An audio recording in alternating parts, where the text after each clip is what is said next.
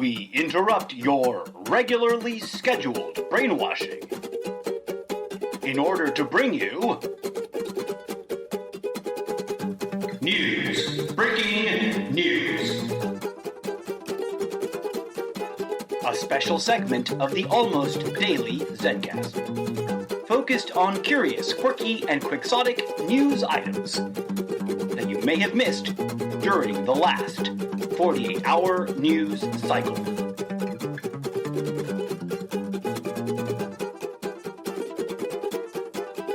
Hosted by me, the incorrigible Mr. Zeppo.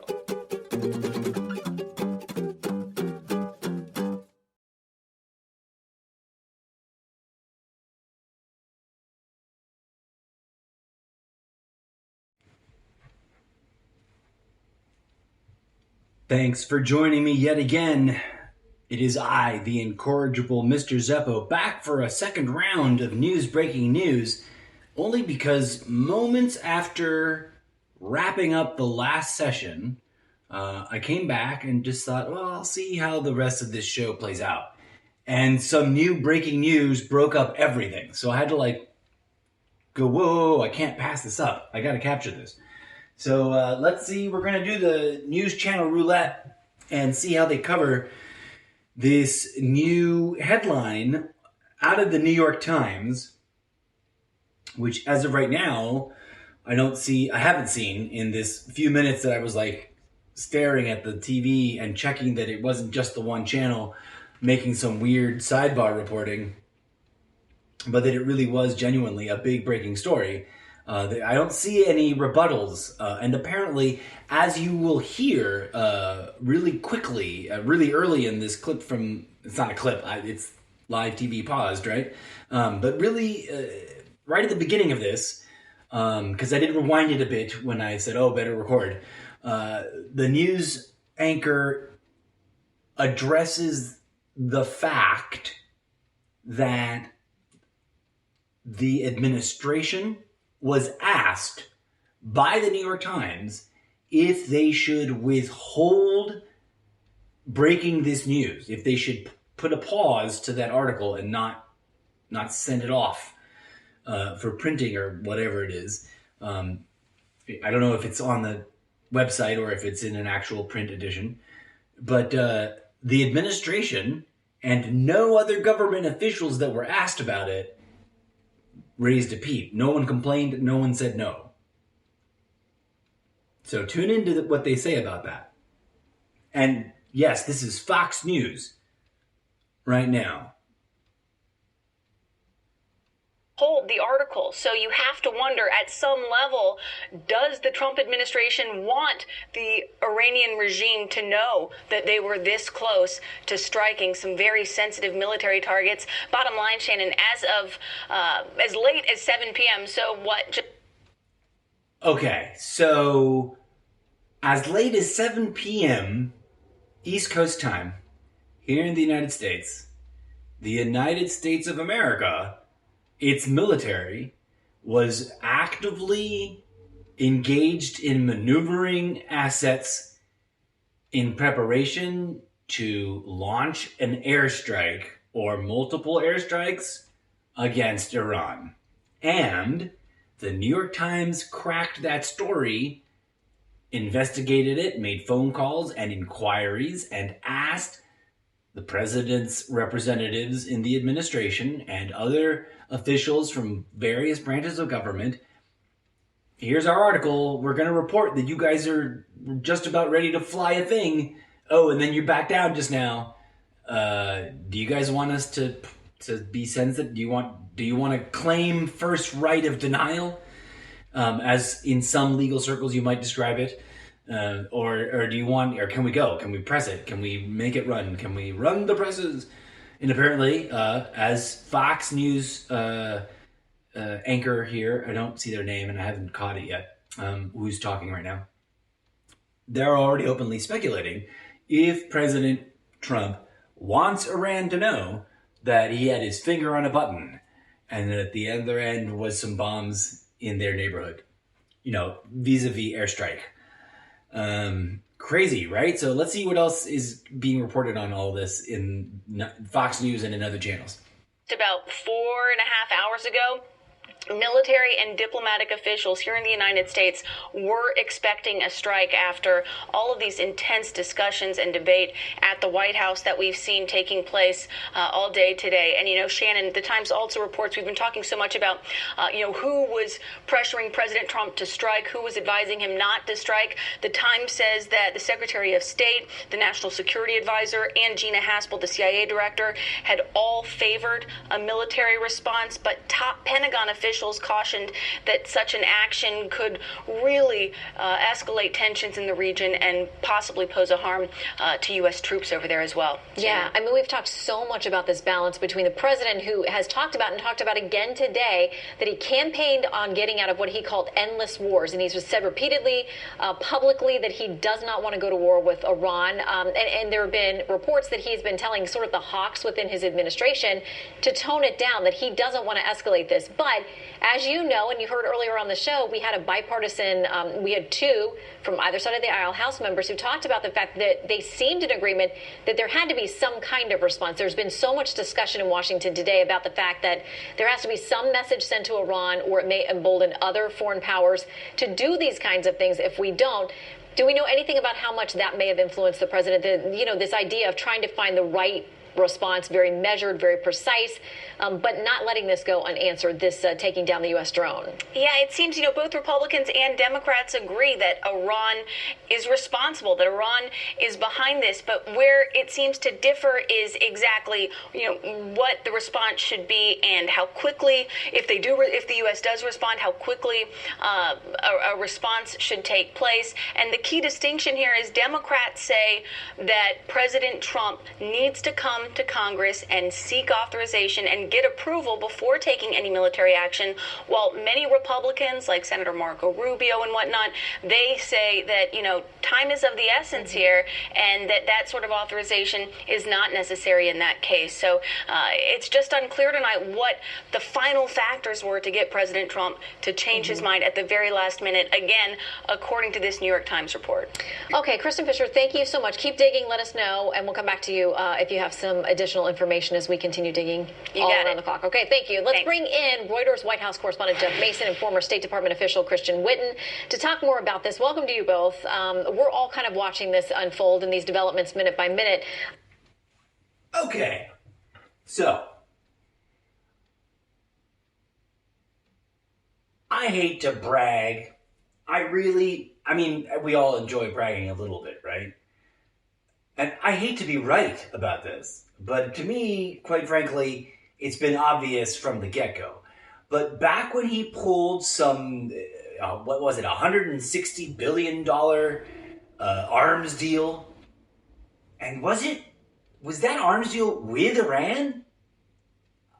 I'm honestly, I need to double check, but I'll have to go look it up. It might have not been Iran, but memories tingling with humorous sense of irony. I could be projecting there. It might be some other Middle Eastern country right around that general area. But he made a big, huge, $160 billion weapons arms trade deal with some country that my first response was why are we selling them more guns? And at that time, and I don't remember if this was really early, during year one, or if it was more in the middle-ish of the beginnings of year two.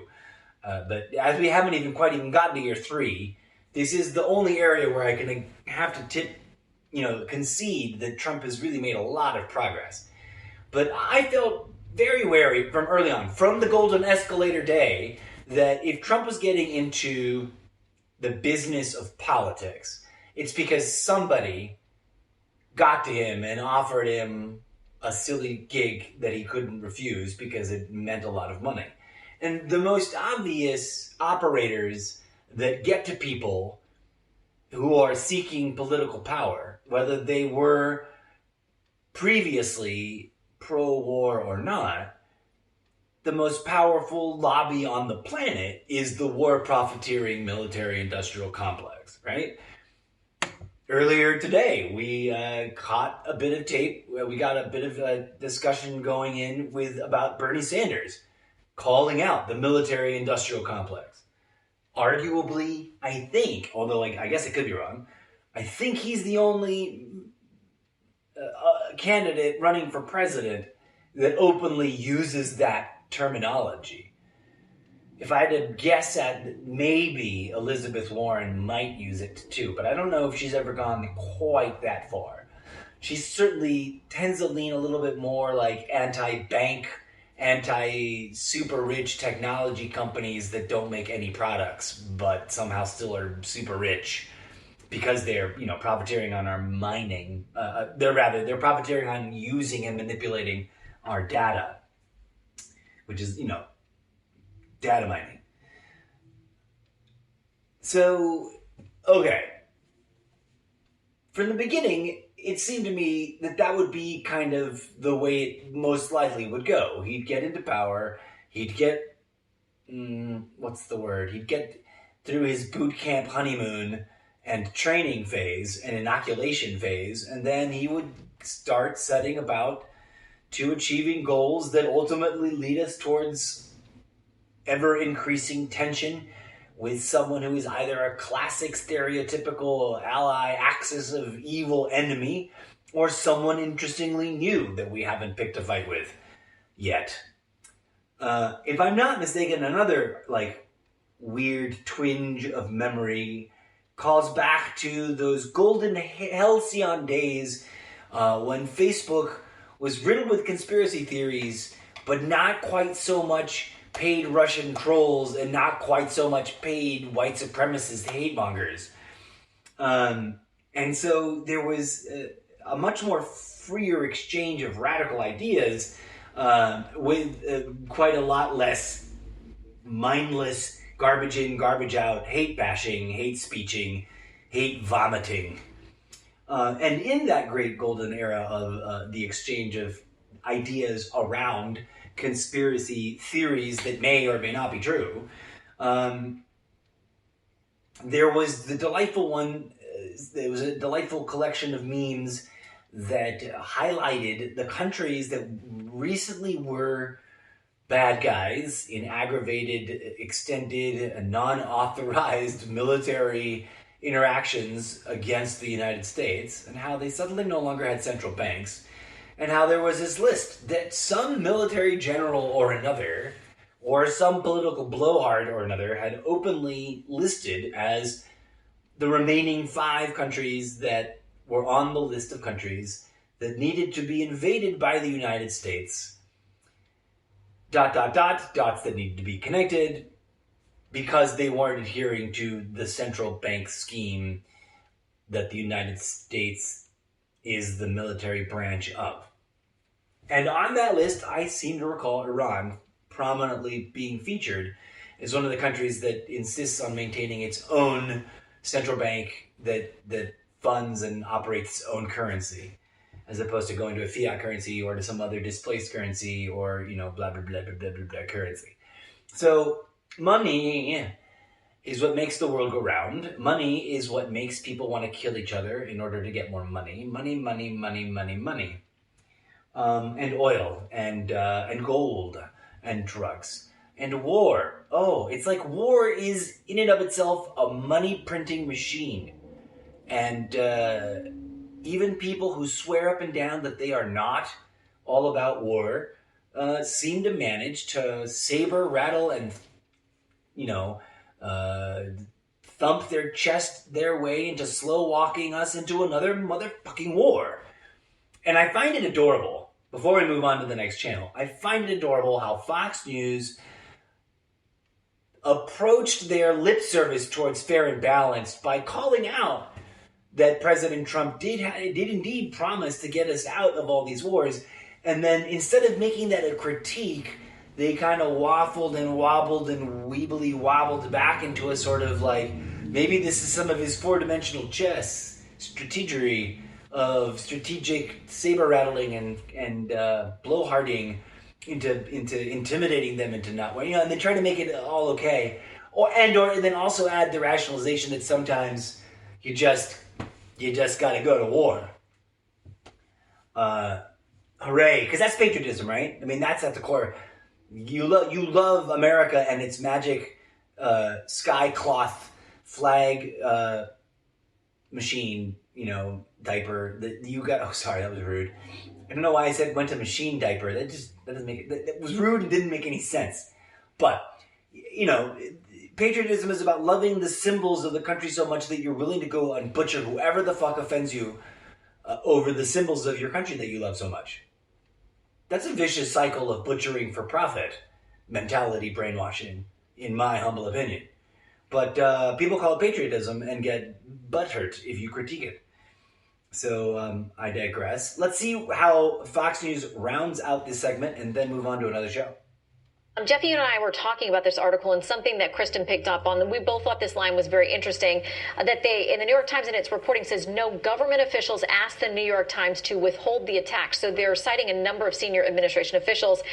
Didn't get response from the White House or Pentagon, but said nobody told them not to publish this report. Yeah, I think that's interesting that they included that, and I don't know what the interpretation of that is. If that's the New York Times reporter saying, look, we don't want to get blowback for having reported something that is clearly a secret mission. If it's a way of saying that the administration wanted this information to get out, I'm not in a position to say what that is. But that certainly stood out to me in the same way that some other pieces of that story stood out, namely the people who were encouraging President Trump to do this and the people who were not. Yeah, and so we've talked a lot about this dichotomy. First of all, these guys are supposed to be analysts, right? You'll note that he just said absolutely nothing and sounded almost kind of articulate about it. But in the end, literally offered the content of, I have nothing to say about that. I really don't know how to interpret it. It's a thing and here are the options. And I'm not going to say. That's not news. That's not newsworthy. And that sure as fuck isn't analysis, in my humble opinion. But it does serve as padding for echo chambering. It seemed almost like he was giving Iran a place to save face. And then we hear word that this was potentially a mission that was going to go off tonight. Within just hours, it's been dialed back. Well, first of all, I doubt the New York Times report. Frankly, the New York Times does not have good access to the West Wing. That sounds a lot more like mid-level officials out in the bureaucracy leaking to their favorite paper, the New York Times. I do think the president should strike Iran, but I just think the timing is a little suspicious. I would think we would probably take a little more time to consult with allies, and also so that if there is to be a military operation, it wouldn't just be the United States. It would involve our partners like Saudi Arabia and others throughout the Gulf. So plenty of skepticism about... So it was probably Saudi Arabia that President Trump sold $160 billion worth of horrible death machines of killing people very early in his presidency. And at that time, I asked, where's the outrage? Dear Trumptopians? Because I don't hate Trump, dude. I, too, had some ridiculous sort of laughable, he's crazy enough. He might just really be able to affect some change kind of hope. But then I went, no, that's right. It's deeper than just money. It's deeper than just war profiteering. It's deeper than just, space aliens and whether or not there's an intergalactic council of light and dark controlling world events. It's deeper than that because those are all external sources. And I think that the problem reaches and sources and roots deep down in an internal source. But that's material for another episode because they're never going to talk about that in any of these news shows, I don't think. And that's a point that I'm always trying to make, folks, that if there's any kind of movement I do espouse and encourage and hope that you consider supporting, is that we should, those of us who agree in spiritual, esoteric wisdom as opposed to blind ideological belief nuggets, that we should bring those points of view, our voices, the voices of esoteric spiritual thinking, to the forefront to be counterpoint to all of this nonsensical talk. Another offering that was kind of mostly non-content, except to endorse the enemy of the people, just fake news, don't take them seriously. Donald Trump is a better logistician than this. Ironically, he's not, and he proves himself not to be. He criticized that governor in Oakland, I think, for twittering about an ICE enforcement and deportation campaign that was going to happen in her town. And his big complaint was, by announcing it, you let them get away and endangered our troops. And then, less than, a year and a half later or so, just under 2 years, he does the exact same thing by broadcasting on Twitter that supposedly, and mind you, I think this has all been exaggerated to the point of being hyperbole, if not an outright lie, but broadcasting that ICE is going to deport millions of illegal immigrants in the next 7 days, or some impossible number. I may have the number of days wrong, but he may have not even listed an exact time. It may have been that kind of bravado and buffoonery. That was the confluence of bluffing and buffoonery. Blaffoonery. I'm working really hard on saying less, but it's obviously still prevalent. It still happens a lot in my speech, so forgive me.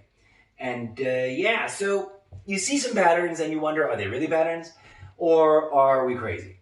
Well, the pattern I see is a soft massaging of the red meat sorts of stimuli that the base really wants, plus a sort of general, lip service to the fair and balanced thing, so everyone can we can pretend that we're fair and balanced, and mostly empty content. And I don't think this is exclusive to Fox News. I think Fox News is way over there in the extreme right of extreme rights, of experimenting how far they can push that shit to the derivative of what it means to push all the problems of extreme right messaging to their furthest extremes. And I don't mean just in the political left-right bandwidth way of thinking either. I mean in just how empty the content is, how much about a cult of personality and charisma it becomes, how much it is about endorsing nonsensical gobbledygook language paradigms that don't actually convey fact, but more or less a sense of self-satisfying entitlement and what's the other word?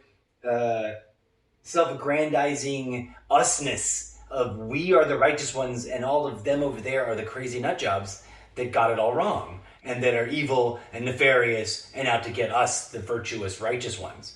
Doesn't matter which political party you sit in, that's what they anchor all their buffoonery on, right? Their bluffing and their buffoonery, it's all about that.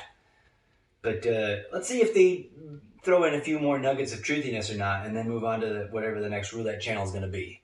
Reporting tonight. Right. There's also always the tendency to try and exacerbate divisions within the administration when, frankly, if you look at the messaging and the beliefs across this administration, I mean, President Trump is not a wimp on Iran. This was, aside from killing ISIS, the biggest part of his campaign. Wait. Did Trump promise to kill ISIS? Or did this reporter just try to claim that Trump has, in fact, killed ISIS? We're going to put a big, huge, fat fucking red pin in that because there's a lot of questions there that he probably won't answer in the next beat, and that they're just going to cut away to some other thing that I don't feel very satisfactory about the assertion there. I'm not very satisfied with Trump killed or will kill or has killed or is in the middle of killing ISIS. And by uncomfortable, I mean I don't think that's actually happening. Secretary Pompeo has been very good, not just laying out Iranian misconduct over the last 2 months since they threatened to close or at least tamper with shipping in the Strait of Hormuz in mid-April, but going back through 40 years of this regime. This regime exists to spread war around the Middle East and kill Americans. They started by taking Americans hostage. They attacked our embassy in Beirut. They killed more than, I believe, 200 Marines in Beirut in 1983. They took Americans hostage, tortured, killed some U.S. officials in Beirut. They blew up the Khobar Towers. They killed more than 1,000 Americans Americans in Iraq. So there is a long fact pattern of attacks on Americans here. Okay, he had a lot to say today in this Oval Office meeting with Canadian Prime Minister Justin Trudeau. We had a lot of comments on Iran during those comments with the two of them. I want to play a little bit of what he said today about the fact that the drone being shot down by Iran, he called it a new wrinkle, and how he views that as this situation has developed. Here's what he said in the Oval Office today. I said, I want to get out of these endless wars. I campaigned on that. This is a new wrinkle. This is a new fly in the ointment, what happened shooting down the drone. And this country will not stand for it. So, Jeff, I mean, he's sending a very clear verbal message we're not going to stand for. We don't know what the next step of that is or what the considerations are. I mean, certainly there are going to be options presented to him, whether he was starting to act on one or not, whether he wants Iran to think he was acting on it or not. We just don't know at this point. But he had a lot to say today on this topic. He did, and he sent a few different signals. I think one of them was, I mean, he said that he thinks it was probably a mistake, and he seemed with that comment to be playing it down a little bit. But then he also said what he said with the clip that you just played, that's something that the United States won't stand for. I would like to add something to what Christian said. Those are some terrific reporters on the byline of that story for the New York Times. So I don't have that confirmed. Fox News doesn't have it confirmed, so we don't know exactly what happened. But the reporters on that byline are very good. Yeah, well, those good reporters just were completely wrong about Mexico and how the deal that Trump got from Mexico after he put tariffs on, they said it was nothing new. In fact, it's dramatically new. So I think you do need to keep in mind that the reporting on this is fairly iffy. But this is, I think, the key point here is the president does have to react, I believe. The fact that a U.S. aircraft was shot down, thankfully it was unmanned, but we can't allow a new precedent in the world where you can shoot down any U.S. military aircraft clearly marked with the U.S. military insignia just because it's unmanned. And yet, to go back to one of the points that you brought up earlier, the president does not want to be seen as the president who is starting a new conflict in the Middle East. This is so clear during the campaign, though, that but he this didn't doesn't want to have get to be anything like Iraq. There's no pretense of invasion. There's no pretense of democracy building or nation building or making the world safe for democracy. This is like Reagan retaliating against the Libyans for their interference with maritime conduct. This is a minor, relatively minor. You always have to be prepared for things to go a way you don't expect. But this doesn't need to look anything like Iraq or Afghanistan or Libya. There is always a risk of escalation, and that's something that the Pentagon is pretty sensitive to as well. Okay, if you can stay put. We got a lot more news trickling in on this front. We would love to continue our discussion. Right after this break, we continue with breaking news on Iran. Well, folks, I don't know about you, but that's what I feel has been part and parcel of every channel's general broad stroke, influence peddling that is indeed a kind of subtle, maybe even sublimated and subconscious normalization of, sometimes you just gotta go to war and kill them bad guys, because them bad guys gonna come and kill you. And there's no other way around it. Now, is there a direct and immediate and self-aware through line? Probably not, but it's nefariously infective thinking. It's thinking that spreads in a very kind of virulent way. All right, let's bop around. This is supposed to be a channel hopping news roulette show. Let's see what else is on. Video that they say shows the American drone being taken out by an Iranian surface-to-air missile. You can sort of see what looks like a trail of smoke after the drone is hit and as it falls toward the earth. This incident happened last night in terms of U.S. East Coast time. That means it was just before dawn today in Iran, 8.5-hour time difference. This afternoon, the White House held a bipartisan briefing for top congressional leaders. They summoned the top Republicans and the top Democrats from both the House and the Senate, along with the bipartisan leaders from the House and Senate Intelligence Committees and the House and Senate Armed Services Committees, which is a serious kind of briefing. Despite the obvious tension at home and abroad, I should say we got the initial reports about what happened here very early on this morning. The story actually hasn't developed very much over the course of the day in terms of assertions from either side, in terms of what we've heard from our own government. I mean, we've definitely got these clear assertions that that drone was definitely shot down by Iran. We've got Iran's clear assertion that they did the same thing. The president today, in his words, said that this was definitely a big mistake by Iran. I mean, we've seen that kind of development in this story, but beyond that, we don't know what Iran might do next. We don't know what the United States might do next. We don't know whether the president intends to respond in some way or, frankly, who he would task with carrying out any sort of military response, if that's what he wants to do. His last acting defense secretary is supposedly leaving office tomorrow, which presumably means the new acting defense secretary is just starting tomorrow, maybe? In either case, no confirmed official is in charge at the Pentagon, nor has there been one in charge at the Pentagon since General Jim Mattis left more than 6 months ago. That's an interesting tidbit. I've tried to address it, not with great clarity, I doubt, here on the podcast, but apparently the closest that Donald Trump has come to fulfilling his much repeated and glorified promise to drain the swamp has been to leave appointees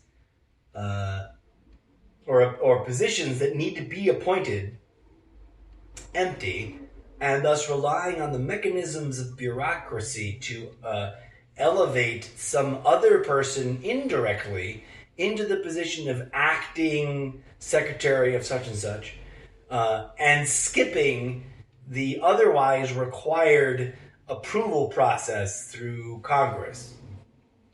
Clever. Trump acknowledged out loud, I forget when exactly this happened, but I remember seeing it on TV. He said, yeah, I prefer acting. Referring to, an acting Secretary of State or an acting Secretary of the Army, an acting Secretary of Defense, etc. I prefer acting. It gives me more flexibility. Do you understand? It's like he is telling everyone exactly what he's trying to do. One can't help but remember that he once literally did say it would be nice to just never have to leave the presidency. Didn't he?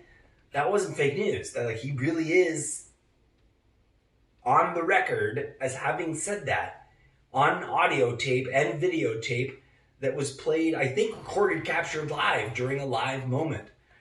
I could be wrong. I'm not pretending to know 100% for certain. What I am is responding to what is happening right now on the news today. So I'm fascinated by this. I'm not surprised by this. In fact, I've been wanting to approach this subject, and I attempted to call him out on this subject before. For someone who claims to want to end all the endless wars, he also simultaneously asserts that he loves war, even nuclear war, and has done exactly the kind of thing that a hypocritical president paying lip service to peace would have done, has been done in the past, to kind of, as many reporters have already used the phrase in the last 48 hours, slow walk us into conflict. They always bring it to that edge of well, no one wants to go to war, and everyone's going to be very careful, but if some miscalculation were to happen on one or the other side of some new manufactured conflict, then, and it's a dangling foreshadowing of fill in your worst fear there. And what it does is normalizes and glorifies the supposed patriotic, reliable, good old-fashioned, well, it's just a little bit of Nazi killing. Ain't nothing wrong with that. You gotta stop them Nazis. As long as the Nazis aren't us, the Nazis are some other party of bad people doing horrible things that we disapprove of. The problem becomes when you can't tell which side of that division you really are on, because every side of that division is calling every other side of that division the bad guy.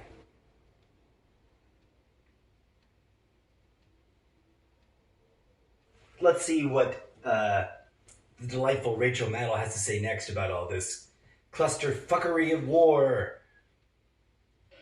Months ago. So coming up on the show, I'm very happy to say we're going to be speaking here in person, in studio with Ben Rhodes. Ben Rhodes has extensive experience with Iran as a national security and diplomatic matter. He served as Deputy National Security Advisor to President Obama, and Ben Rhodes is going to be joining us here live in just a moment to give us his perspective on all this, how this story may develop, what we should watch for from our own government, and how serious this all is. So Ben Rhodes coming up. We have also just tonight received the transcript of testimony before the Judiciary Committee in the House from Hope Hicks. Hope Hicks is the first Trump White House official to have to testify to Congress about the Mueller report since it was partially published. We now know from the transcript of her testimony, which we've just received, that Hope Hicks was well armed in terms of legal firepower when she sat down before that committee yesterday. Hope Hicks brought with her into that committee room not one, not two, not three, not four, but 5 different lawyers. The one of her 5 lawyers, 2 of her own, 2 from the White House counsel's office, and 1 from the Office of Legal Counsel at the Justice Department.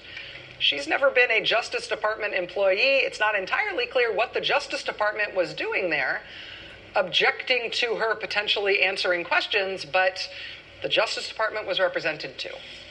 And at the start of her testimony, it very quickly became clear what all of those lawyers, what that pyramid of lawyers was there to do. Right at the start of her testimony, the chairman of the committee, Jerry Nadler, asked Hope Hicks if she would please read from a portion of the Mueller report. It's a portion of the report that describes Corey Lewandowski, who'd been a major figure in the Trump campaign. He was summoned to the White House. You might remember this incident from the Mueller report. We've talked about it a number of times here on the show. This is the incident where Corey Lewandowski takes dictation from President Trump about a message the president wants him to bring to the Attorney General. Corey Lewandowski, not a government employee, hasn't been involved since the campaign. Nevertheless, the president summons him to the White House and says, take this down. This is what I want you to go tell the Attorney General. So Jerry Nadler, the chairman of the committee, asks Hope Hicks to read that portion of the Mueller report out loud. And she does so. And then this. Chairman Nadler, are you familiar with the events described in that excerpt from the special counsel's report that you just read? Lawyer, objection.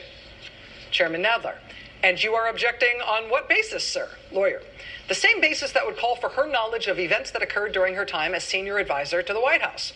Chairman Nadler, in other words, you're asserting absolute immunity that she cannot testify as to any knowledge of anything that occurred after the president was inaugurated? Lawyer, during her time as advisor to the president, she cannot. Chairman Nadler, she cannot refer to anything? Your contention is that as a result of absolute immunity, she cannot state anything about her knowledge of anything during the period of time in which she was employed in the White House? The lawyer, for the purpose of this hearing, yes. The chairman, okay. Question to Ms. Hicks. When Mr. Lewandowski visited the White House on June 19th, 2017, he was not an employee of the White House or the administration, correct? Lawyer, objection. Chairman Nadler, that's a matter of public knowledge. It has nothing to do with whether or not she was White House staff. She would know that in any event, so it should not be covered by this. The lawyer, under the terms of absolute immunity described in Mr. Cipolloni's letter, the letter from the White House counsel, she may not speak about anything that occurred during the time of her employment in the White House as a close advisor to the president. Chairman Nadler, anything that occurred during that time? The lawyer, during her service as close advisor to the president. Chairman Nadler, so did a war break out between Israel and Egypt during that time period? Lawyer, same objection. Chairman Nadler, same objection. Well, I'll ask these questions for the record so you can object for the record. Question to Ms. Hicks. Do you recall if you knew why Mr. Lewandowski was at the White House that day? Lawyer, objection. Chairman Nadler, were you present for any portion of that meeting? Lawyer, objection. Question, do you know if anyone else was present for any portion of that meeting? Objection. Have you discussed that meeting with anyone? Do you know if anyone else was present for any portion of that meeting? Objection. Have you discussed that meeting with anyone outside the White House? Objection. And I know this at this point sounds like slam poetry, but I mean, legally, this whole thing probably has a point, because Congress not only wants to ask Hope Hicks these questions and other White House staff these types of questions, they think that Hope Hicks and other White House staff will ultimately be legally compelled to answer these questions by a court. Because a court, they believe, will eventually rule that the basis on which these lawyers, the White House and the Justice Department, are objecting here is a made-up basis. It's not a real legal basis to prevent a witness from testifying to Congress. And so, I mean, in pages and pages and pages, for hours and hours and hours of Hope Hicks' testimony, they ask her lots and lots of questions that she does not answer. And this fleet of lawyers instead objects. But I think the reason they have gone through this exercise is for a forward-looking reason.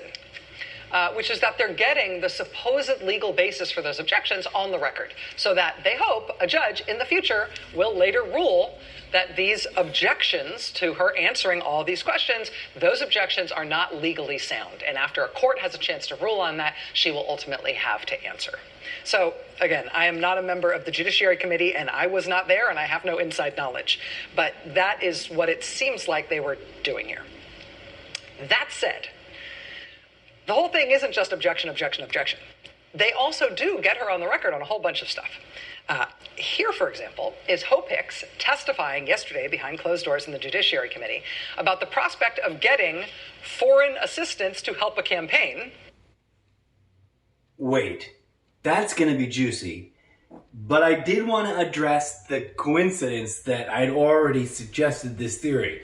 I had honestly not heard or previously watched this episode of Rachel Maddow, and I hadn't seen anybody else today on the news literally say almost exactly the same thing that she said, which is very similar to what I said. So either I'm a liar and I'm regurgitating a predefined script, which I swear to you, Scouts honor on any Bible, on anything, on the Constitution, on your dead grandmama's grave, whatever, no disrespect, whatever you need me to swear on for you to believe that I am honestly not lying to you here. It just seemed like the obvious, most likely, most probable reason for the set of events the way they played out, as reported. So there you go. And I think that it is no coincidence that while the Fox News alt-right echo chambers is going to report on this incident with Hope Hicks from a victim mentality, like, oh, poor Hope Hicks, she's been accused of this and being abused this way and being treated unfairly by the left-wing rabid media. The left-wing media is literally just going to read to you the transcripts and go, isn't this weird and absurd? But then also subtly and subliminally work in that bias that they're working in, which is, again, ultimately, I think, about saying, well, there's nothing we can do to stop it now. I guess we're in another war. And while lots of people disagree, the left will tell you the truth as much as the right will tell you the truth, and then distract you from the truth with a bunch of things that aren't quite true. But that doesn't mean you throw everything out, right? Because they still report to you most of the things that are real. Case in point, something I wanted to say earlier and forgot to bring up as I got carried away. No matter how corrupt the news is, when they report that a certain person has been arrested and gone to jail, and you double check on that, turns out they did. Those people are in jail. So, it isn't all 100% absolutely just made up fake news, okay? It's something even murkier and grayer and more confusing than that. But let's see where this goes next. And should that occasion a call to the FBI? Question from committee staff. To your knowledge, did the campaign ever report any information about contacts of any kind with Russia to any law enforcement official? Answer. Report to law enforcement when? During the campaign? Question. During the campaign. Answer. Not to my knowledge. Did you receive what's called a defensive FBI briefing or any kind of law enforcement briefing while you were in the campaign? Answer. I did not. No. Are you aware of whether the campaign received such a briefing? Answer. I'm not aware. Question. Do you understand what I mean by defensive FBI briefing? I do. Yes, sir. What does that mean to you, Ms. Hicks? Answer. It means to have law enforcement make you aware of potential risks and how best to protect yourself if those risks exist already or if they might present themselves at some point in the future. Question. On July 27th, 2016, Mr. Trump publicly stated, Russia, if you're listening, I hope you're able to find the 30,000 emails that are missing. I think you'll probably be rewarded mightily by our press. Do you recall that statement? Answer. I do. Yes, sir. Question. Did you have any discussions with Mr. Trump about that statement prior to the statement being made? Answer. Not prior to. No. Question. Did you have any discussions with him about the statement after it was made? Answer. I did. Yes. Question. Were you with him at the time he made the statement? I was. Yes, sir. And when did you discuss it with him? When we got back on the plane to go to our next location. And what was that discussion? The discussion was me informing him that some in the media had taken the expression quite literally and that they were concerned he was encouraging foreign governments to, locate those emails. And that was obviously something that the media felt was extremely inappropriate and demanded a response from Mr. Trump and the campaign as to what exactly he meant by that. The media felt it was inappropriate. Question. And did you have a view on the appropriateness of this statement? Good follow-up. Answer. It was my understanding from both the way he made the remark and the discussions afterwards that this was a little bit tongue-in-cheek. This was not a comment that was intended as an instructive or a directive to a foreign government. It was a joke, and that was the intent based on my conversation with him, and that was it. Question. And what did he say in that conversation about the statement? Answer. Just what I just said, that it was intended as a lighthearted comment. Question. The president last week told George Stephanopoulos that he would take information about an opponent from a foreign adversary in the next election. He said, quote, there's nothing wrong with listening. It's not an interference. They have information. I think I'd take it. If I thought there was something wrong, I'd go maybe to the FBI if I thought there was something wrong. Do you think that was a joke? Answer. I don't know. I have not discussed that remark with the president. I didn't see the entire interview, so I saw the clip you're referencing. I don't know if there was additional context. I don't think that was a joke based on what I saw. Question. All right. In your experience now, knowing all that you do, you've reflected on it. Would you take, I'm asking you this based on your experience and the expertise you've developed, would you take foreign oppo information from a foreign government if that were offered when working on a political campaign? Answer. Knowing how much chaos has been sowed as a result of something like the Steele dossier, no, I would not. Question. And again, I'm asking you about your expert opinion. Would you advise another person to do that if they were in a position to do so? Answer. No, I would not. Question. Would you call the FBI if you were offered such information? Answer. If I felt it was legitimate enough to have our law enforcement dedicate their time to it, sure. Question. If you felt it was genuine or credible, you would call the FBI, right? Answer. Yes.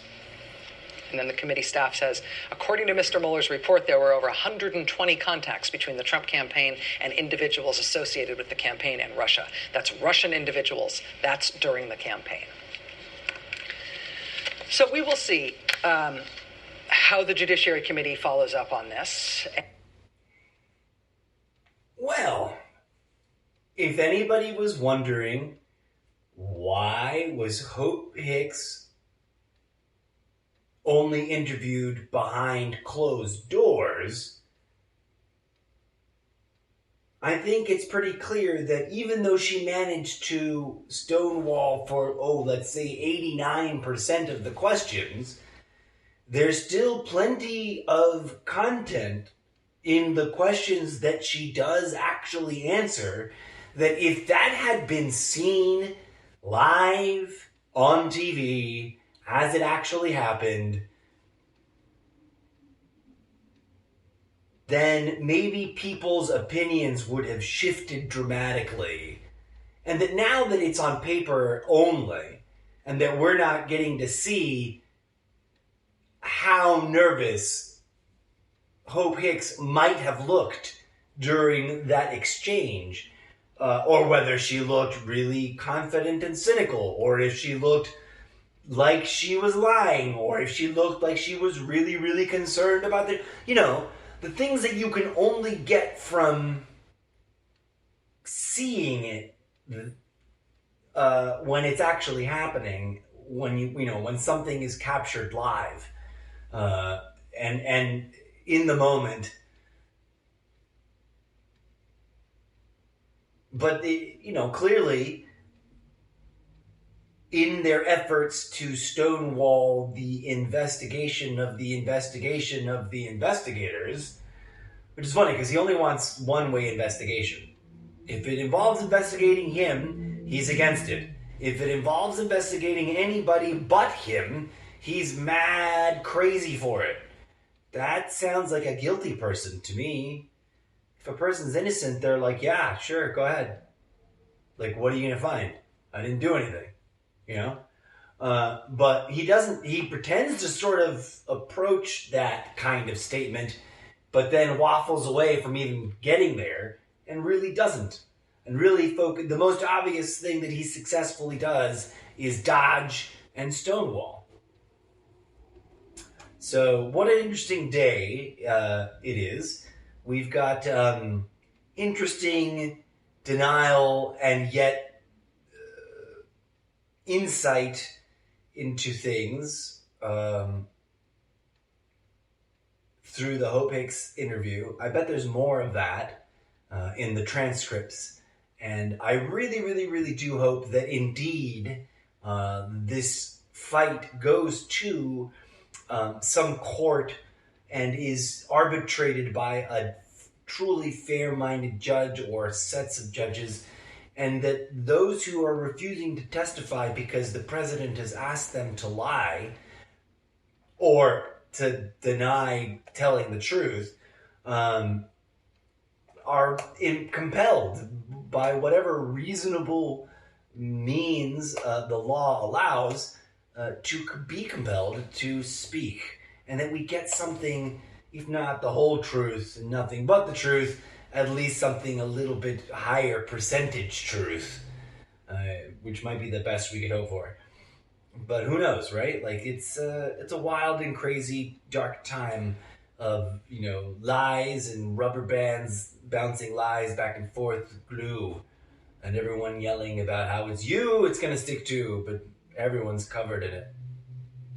That was a really gross analogy, and I don't think it worked, but, it's the I'm made of rubber and you're glue. What you say about me bounces off and sticks to you taunt. Remember that taunt from when we were in elementary school? I am increasingly convinced, I'm not 100% certain yet, but I'm increasingly convinced that might very well be at the center of Donald Trump's overall political strategy. And that to a certain degree it works with his base and with those that weren't in his base but are easily seduced by cult of personality, people with high charisma. All right, let's bounce around to something totally different this time. Let's see if we still have, if we can get the BBC here to give us some fresh content to discuss. Oh, and I always forget I have this news channel. Ever since I moved to this new location, I forget that this local TV station setup has I-24 News. I may or may not have already talked about it on Breaking News, but here we go. Let's see what they're talking about on I-24 News. The show that's currently listed on the guide is called Take 30. I've never checked it out before. Let's see what it says. The passions of the Middle East that you haven't seen before. A weekly roundup of highlights from I-24 News Arabic.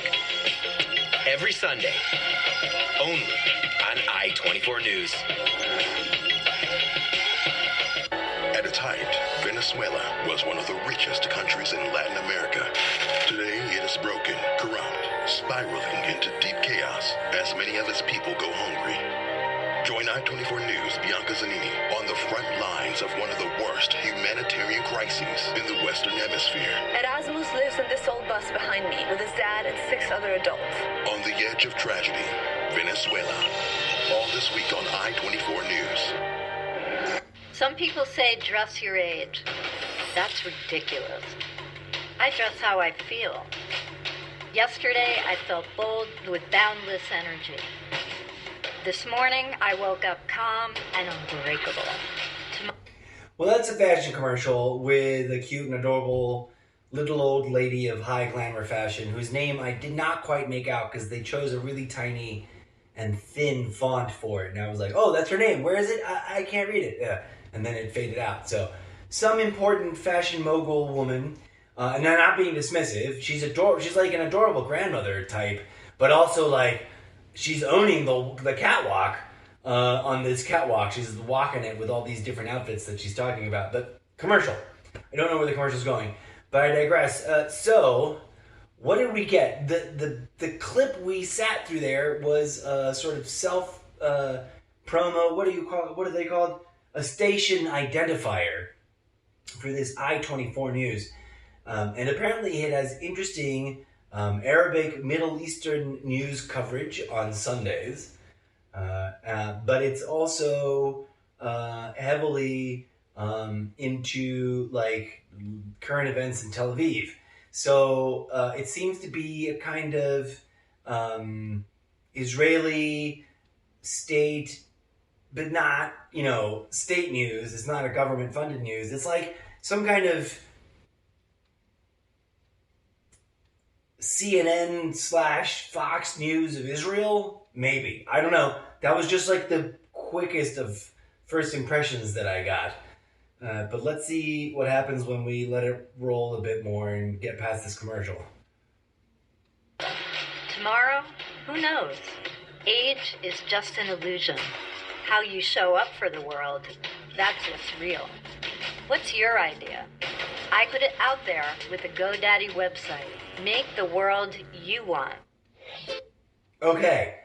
That was a commercial for GoDaddy website, and as sad and weird and pathetic of a name as that is, I can't... GoDaddy? Like, you couldn't have picked a less borderline inappropriate name for your web hosting services primary website name? I don't know who thought that was a good idea, who it was. In my opinion, if I was running that company, they would be fired. They wouldn't have been allowed to launch that product name, that's for sure. I wouldn't fire somebody for a bad suggestion. I was just trying to be snarky and use Trump's term, but it's too harsh. A person's job is their livelihood. You can't go running around firing them willy-nilly. You gotta really, earn it. But I digress. So all my concerns about their weird, awkward name aside, I can't disagree with what that delightful centenarian of fashion just said. And I said that with great respect. I don't know that she's 100 years old, but she's a little old lady. She was really, really not young. And that's, oh God, I sound horrible. Now I sound ageist, which I'm honestly not, you guys. But she was cute, adorable, and empowered and powerful. And she had both like the sweet little old grandma look going. And, like I said, like powerful, strong, empowered woman owns the walkway, owns the clothes that she's wearing, etc. And I thoroughly, enthusiastically agree with what she said. Is that commercial part of some agenda? Who knows? And if it is, well, we're fucked then. But I do agree that age is an illusion because time is an illusion.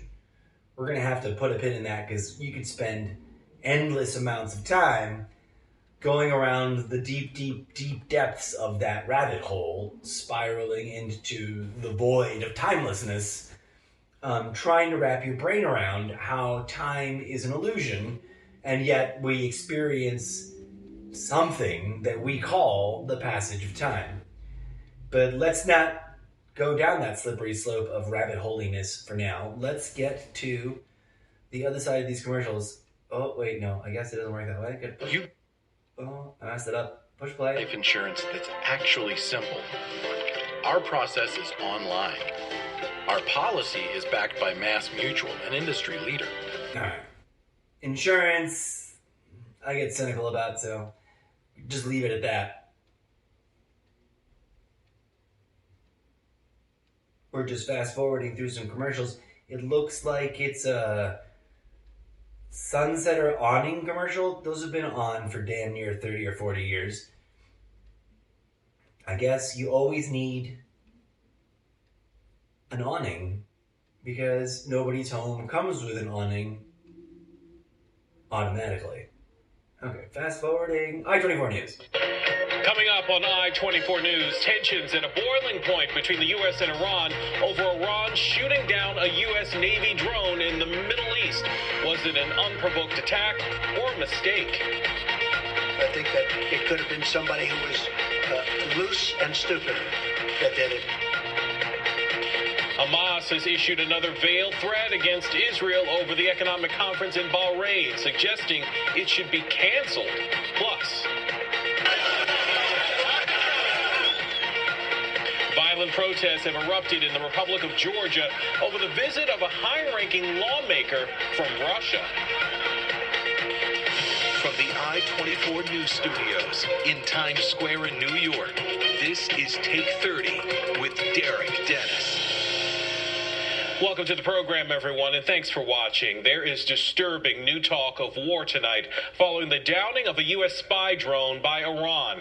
And not just any drone, a $120 million massive piece of equipment larger than a Boeing 737 with a 100-foot wingspan. Okay, that's a fascinating detail.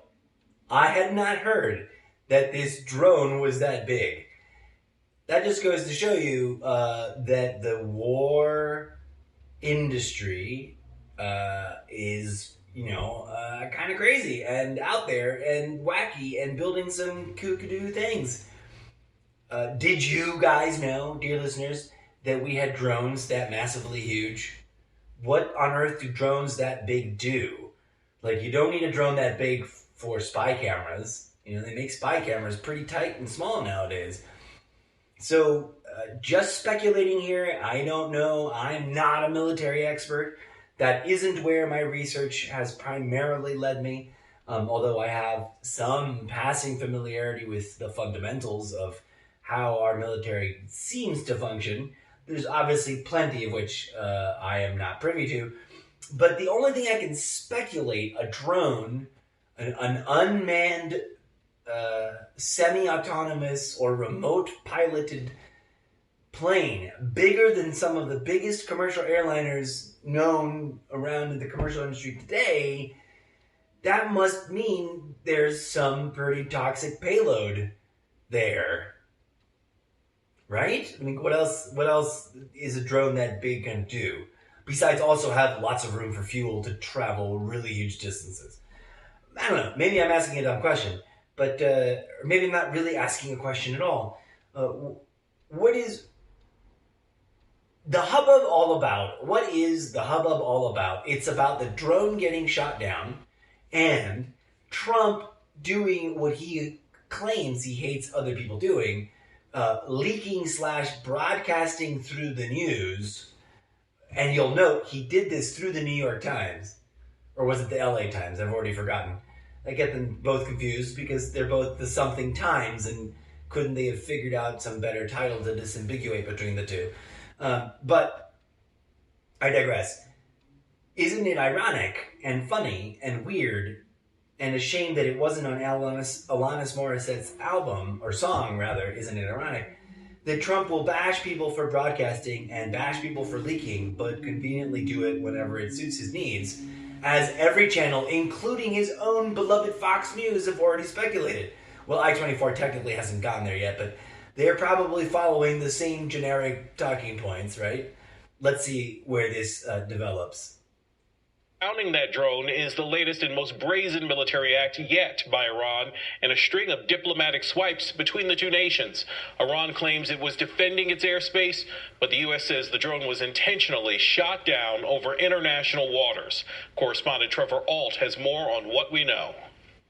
President Today, President Trump not yet showing his cards in the escalating tensions between the U.S. and Iran, responding to questions of a potential full-scale war breaking out by telling reporters, "You'll find out," but also warning America would not stand for Iran shooting down a U.S. surveillance drone. Iran made a mistake. Pentagon officials saying an unarmed, unmanned drone was flying over the Gulf of Oman when it was taken out by an Iranian missile. This drone was in international waters. Clearly, we have it all documented. It's documented scientifically, not just words. But President Trump also suggesting it may have happened by accident. I find it hard to believe it was intentional, if you want to know.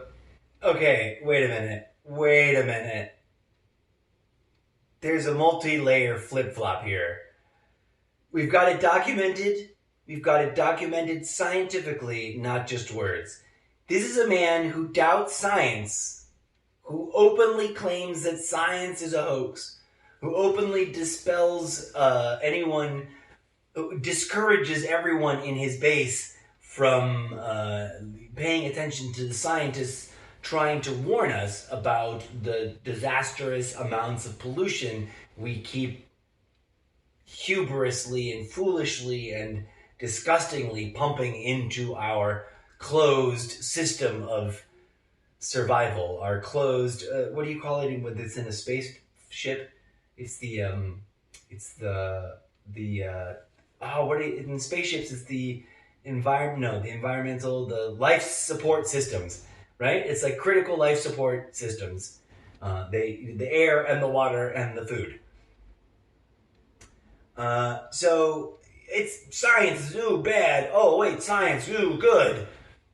Okay, so that's one layer of flip-flopping. And then, within a matter of moments in the same press conference, with the delightfully youthful and sexy Trudeau sitting next to him, playing what role, I'm not sure, but sort of looking upon him admiringly as if suddenly for one moment Trudeau thinks Trump is a great politician. Which is weird, right? Like, what is he doing? Why is he beaming at Trump like that? But Trump goes from, oh yes, no, we've got it all sorted out. We know exactly what happened. It's measured scientifically. To, I just can't believe that it was done on purpose. It had to have been an accident. I know that if you don't think very hard about those two sentences, with just enough time between them, you can easily miss how they, at the kindest level, don't jive well with each other, but at the most blunt and obtuse level, seem to be mutually exclusive, bullshittery clusterfuck of nonsense statements. But I digress. This is, in my opinion, all of this, everything we've seen on this round of news station roulette, totally the kind of subtle, sublimated, it's so pervasive that even good people pass it on and they don't realize it, normalization, bullet point talking garbage that is there to normalize this inevitability of war, this sense of there's nothing that can be done. It might as well just power through it and get it over with, which is, of course, exactly the kind of functional, neurotic self-delusion that is necessary to endlessly perpetuate endless war in the midst of lots of people going, why the fuck are we endlessly perpetuating endless war? Let's see what he might say next, dear old Donald. See what he has to say after that bold, crazy, flip-floppy statement. Truth, I think that it could have been somebody who was loose and stupid. Wait, you gotta rewind. Warning America would not stand for Iran shooting down a U.S. surveillance drone. Iran made a mistake. Pentagon officials saying an unarmed, unmanned drone was flying over the Gulf of Oman when it was taken out by an Iranian missile. This drone was in international waters. Clearly, we have it all documented. It's documented scientifically, not just words. But President Trump also suggesting it may have happened by accident. I find it hard to believe it was intentional, if you want to know the truth. I think that it could have been somebody who was loose and stupid. that did it. Iran is saying that's not the case. An Iranian military commander saying their defense system bravely shot down the U.S. spy aircraft because it had trespassed into Iranian airspace, warning that while Iran doesn't want war, they are ready for it. The Trump administration has accused Iran of attacking international ships operating in the region, and today's drone downing is likely seen as another escalation of their accused aggression. Senator Lindsey Graham saying President Trump needs to respond. This is an enemy of mankind, and if you're not willing to take this enemy on, you'll regret it. But others are urging caution, including Speaker Nancy Pelosi. I don't think the president wants to go to war. There's no appetite for going to war in our country. That's correspondent Trevor Ault reporting. Let's turn to our senior Washington correspondent, Dan. Let's not turn to senior Washington correspondent now. So, promises to extricate us from endless wars. And here we are on the doorstep of the 2020 madness. And we are, quite curiously, saber-rattling and chest-beating, thumping, ideological paradigm peddling our slow walk as we rationalize that we may have to go to war to prevent war from breaking out. Because war, give me some war. Here we are, you guys, on the doorstep of more endless war over what exactly? No one really wants to call it out, but it's profit. It makes everybody who owns the war, who paid for the war, who facilitated the war, who caused the war, it makes them all money. Lots of it. Absurd, obscene, disgusting amounts of it. That's why it's called profiteering. It's a polite word for hoarding. Hoarding profits. Which, I don't know about you folks, but in my humble opinion, is so toxic and so morally repugnant that it should be obvious that we need to tackle that and heal that and transform that and no longer embrace it and applaud it and brainwash ourselves and each other to crave after it. This greed, this never-ending wanting of more, which is never enough, right? Because we're going to wind up destroying ourselves and each other and our future generations for nothing tangible at all, but an imaginary value of some rectangular, colorfully painted bits of woven cloth that in the end will ultimately not render us anything meaningful when the system it represents collapses, which, if we keep going the way we're going, is one of the most likely, outcomes, is that the system just kind of grinds to a halt underneath its own overburdened clusterfuck of self-destruction. But then again, what do I know? I'm certainly rambling. I certainly know that I've been rambling at you long enough.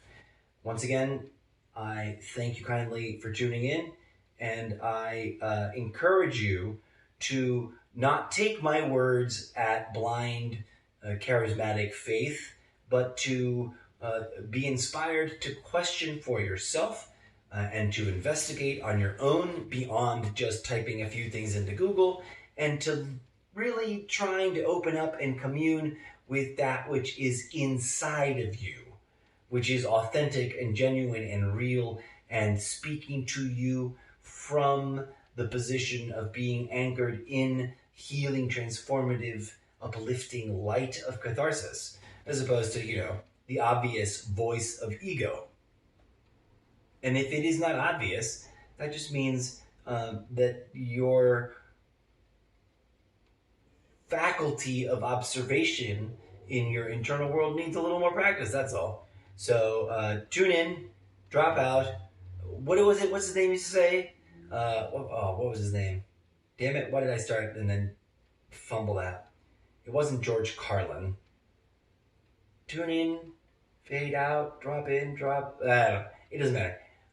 Thanks for tuning in, and keep thinking for yourselves, and keep reminding each other that no matter what the political claims might be, if it does not actually help the greater good, if it does not actually provide for the vast plurality, if it is really not truly a benefit to the overwhelming majority of human beings, then maybe we should question why we're fighting for it. Oh yeah, and that war solves nothing. Remember that. Pay that forward to people, because there's a lot of people who are convinced that war is the best solution to anything. And that is the latest breaking news.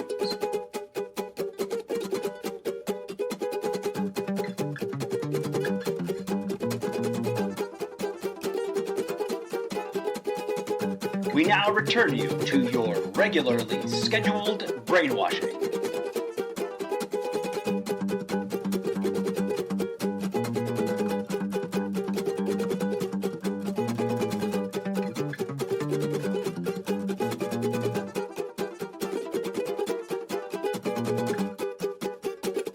Thank you for listening.